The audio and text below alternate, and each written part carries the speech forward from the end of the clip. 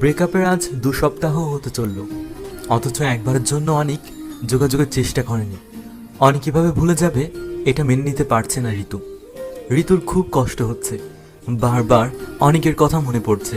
আজকে অনেক সায়েমের সাথে তাকে রিকশায় দেখেছে। সায়েমের সাথে ঋতুর সামনের মাসে বিয়ে। ঋতু ভেবেছিল অন্তত আজকে সায়েমের সাথে দেখার কারণে অনেক ফোন করবে, বিশ্বাসঘাতক ছলনাময়ী এসব বলার জন্য হলেও ফোন করবে, কিন্তু না, রাত 1টা বেজে গেছে, এখনো অনেক ফোন করেনি। ঋতুর কান্না পাচ্ছে, রাগও হচ্ছে। অনেকের উপর রাগ করা কি ঠিক হচ্ছে? ব্রেকআপ তো সেই করেছিল, অনেক তো বলেছিল চলো পালিয়ে যাই। বাবার মুখের দিকে তাকিয়ে ঋতু পারেনি অনেকের সাথে পালিয়ে যেতে। আচ্ছা, অনেক কি তাকে খারাপ মেয়ে ভাবে এখন? ঋতুকে কি খারাপ মেয়ে ভাবা ঠিক? ঋতু এতদিন লেখাপড়া শেষ করার অজুহাতে বিয়েটা এড়িয়ে গিয়েছে, এখন কি বলে বিয়ে আটকাবে সে?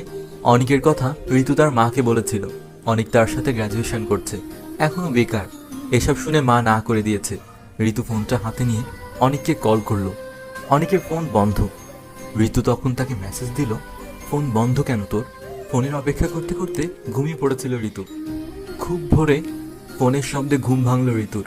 অনেক ফোন করেছে, ঋতু দ্রুত ফোন রিসিভ করলো। ফোনের দুপাশেই নীরবতা। নীরবতা ভাঙলো অনেক। কিরে, কেমন আছিস? হুম, ভালো। তুই? হঠাৎ কি মনে করে? তুই কি আমার সাথে একটু দেখা করবি? কেন? সেটা পরে বলবো, আজ দেখা করবি প্লিজ। আচ্ছা ঠিক আছে। বিকালে নদীর পাড়ে আয় তাহলে। আচ্ছা। ঋতু অনেকের পছন্দের শাড়িটা পরলো।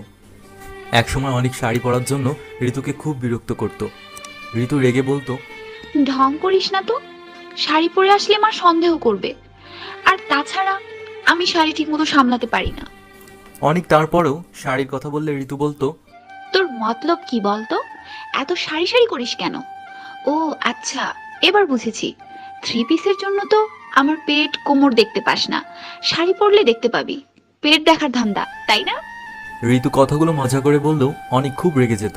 রেগে চলে যেতে চাইলে ঋতু হাত টেনে ধরে বলতো, যাচ্ছিস কোথায়? তোকে কি আমি যেতে বলেছি? চুপচাপ বসে থাক, মাঝখানে এক হাত ফাঁকা জায়গা রেখে বসবি। বসবো না, আমি বাসায় গেলাম। ঋতু অনেকের হাত ছেড়ে দিয়ে বলতো। সাহস থাকলে যা। অনেক কিছুক্ষণ দাঁড়িয়ে থেকে আবার বসে পড়তো। কয়েকদিন রাত জাগার কারণে চোখের নিচে কালি জমেছে। ঋতুর গায়ের রং উজ্জ্বল ফর্সা হওয়ায় খুব বাজে দেখাচ্ছে। ঋতু হাত ভর্তি কাচের চুড়ি পরলো। বাসা থেকে বের হবার সময় খুব সাবধানে মায়ের চোখ এড়িয়ে বের হলো। নদীর পাশে এসে দেখলো অনেক বসে আছে, উদাস ভঙ্গিতে নদীর দিকে তাকিয়ে আছে। ঋতুর বুকে কেমন যেন মোচড় দিল, মুহূর্তে এলোমেলো করে দিল। এই ছেলেটার প্রতি এত মায়া কেন তার? ঋতু অনেকের পাশে গিয়ে গা ঘেঁষে বসলো। অনেক ঋতুর দিকে তাকালো। ঋতুকে খুব সুন্দর লাগছে, শুধু চোখের নিচে কালি জমেছে, তবু সৌন্দর্যে যেন একটুও ভাটা পড়েনি।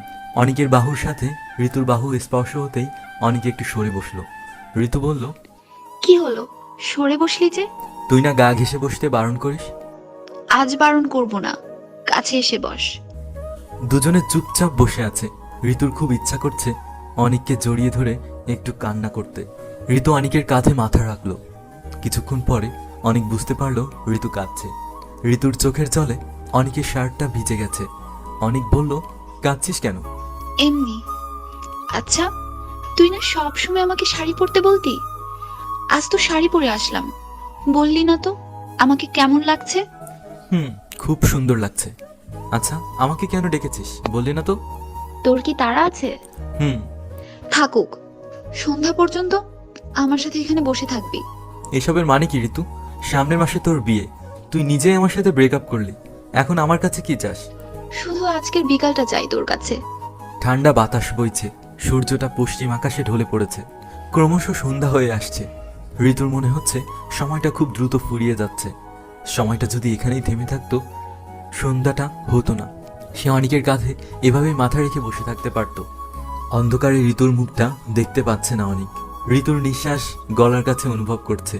অনেক বলল, ঋতু বাসায় যা, অনেকক্ষণ আগে সন্ধ্যা হয়েছে। ঋতু অনেকের কাঁধ থেকে মাথা তুলে চোখ মুছল। অনেকের মুখটা স্পষ্ট দেখা যাচ্ছে না। ঋতু বলল, আসি তাহলে, ভালো থাকিস। বাসায় ফিরতেই ঋতুর মা বকাবকি শুরু করলেন, কারণ ঋতু কাউকে কিছু না জানিয়েই বাসা থেকে বেরিয়ে গিয়েছিল। তারপরও ফোন ধরেনি। ঋতুর মা বললেন সাইম বাসায় এসেছিল। সাইমকে বলেছে ঋতু বান্ধবীর বাসায় গিয়েছিল। ঋতু মায়ের কথায় জবাব না দিয়ে নিজের ঘরে এসে দরজা বন্ধ করে দিল।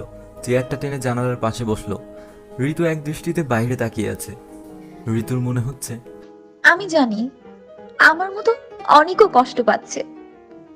আমি যদি স্বার্থপর হতে পারতাম, বাবা মায়ের কথা না ভেবে অনেকের হাত ধরে চলে যেতে পারতাম। কত স্বপ্ন ছিল, অনেক আর আমার ছোট্ট একটা সংসার হবে। অনেক কেমন যেন ভয় পায় আমাকে। আচ্ছা, অনেকের সাথে বিয়ে হলে বিয়ের পরেও কি অনেক আমাকে ভয় পেত? তাহলে অনেক মজা হতো। অনেককে অকারণে খুব রাগ দেখাতাম। অনেক যখন কিচ্ছু না বুঝতে পেরে বোকার মতো তাকিয়ে থাকতো, ঠিক করে হেসে দিতাম। যখন তখন দুহাতে অনেকের মুখটা ধরে বলতাম ভালোবাসি, অনেক ভালোবাসি, অনেক মনে পড়ছে তোর কথা, অনেক ইচ্ছে করছে ছুটে চলে যাই তোর কাছে। ঋতু ফোনটা হাতে নিয়ে অনেককে কল দিল। হ্যালো, তোকে খুব দেখতে ইচ্ছে করছে। বাসা থেকে বের হ। কি? বললি না দেখতে ইচ্ছে করছে? দেখতে চাইলে বাসা থেকে বের হ। ঋতু প্রায় দৌড়ে বাসা থেকে বের হলো। রাস্তার ওপাশে ল্যাম্পপোস্টের নিচে কেউ একজন দাঁড়িয়ে আছে। ঋতু দৌড়ে সেখানে গেল। অনেক ঋতুকে দেখে বলল, কিরে, কাঁদছিস কেন? তুই এখানে কি করছিলি? কেন যেন মনে হচ্ছিল তুই বাসায় ফিরে ফোন করে কাঁদতে কাঁদতে বলবি তোকে খুব দেখতে ইচ্ছে করছে। তখন থেকে দাঁড়িয়ে আছিস? হ্যাঁ। আমার কিছু ভালো লাগছে না, পাগল পাগল লাগছে। তুই একটা কিছু কর না প্লিজ। আমি ওই ছেলেকে বিয়ে করতে পারবো না। দেখিস, আমার যদি বিয়ে হয় আমি কিন্তু মরে যাব, সত্যি মরে যাব। তোর বাবা বাসায় আছেন? কেন? একটা চাকরি পেয়েছি, আহামরি চাকরি না, তবে তার মেয়েকে খাওয়াতে পারবো। তুই চাকরি পেয়েছিস? সত্যি? হ্যাঁ, গত সপ্তাহে অ্যাপয়েন্টমেন্ট লেটার পেয়েছি। তাহলে আমাকে বলিসনি কেন? অপেক্ষা করছিলাম তোর ফিরে আসা। বিকেলে বললি না কেন? তখনও পুরোপুরি ফিরে আসিসনি তাই। ল্যাম্পপোস্টের নিচে দুটো মানুষ একে অপরকে জড়িয়ে ধরে দাঁড়িয়ে আছে। তারা কাঁদছে, ফিরে পাওয়ার কান্না। কাঁদার মতো ভাগ্য সবার থাকে না, তাই শুধু ভালোবেসে গেলেই চলবে না। ভালোবাসার মানুষটিকে নিজের করে পেতে হলে নিজের ক্যারিয়ারকে আগে গড়তে হবে, নিজেকে কিছু করে দেখাতে হবে। কারণ কোনো বাবা মাই চাইবে না তার সন্তানকে কোনো বেকার ছেলের হাতে তুলে দিতে। তো বন্ধুরা, আপনাদের মধ্যে কি কেউ এমন কোনো পরিস্থিতির সম্মুখীন হয়েছেন? সেটা আমাদেরকে কমেন্ট করে জানাবেন। আর ভিডিওটিতে লাইক দিয়ে আপনার প্রিয় মানুষদেরকে শেয়ার করবেন। আর আমাদের চ্যানেলটি সাবস্ক্রাইব করে বেল আইকনে প্রেস করে রাখুন, যেন আমাদের প্রত্যেকটি ভিডিওর নোটিফিকেশন সবার আগে আপনার কাছে যায়।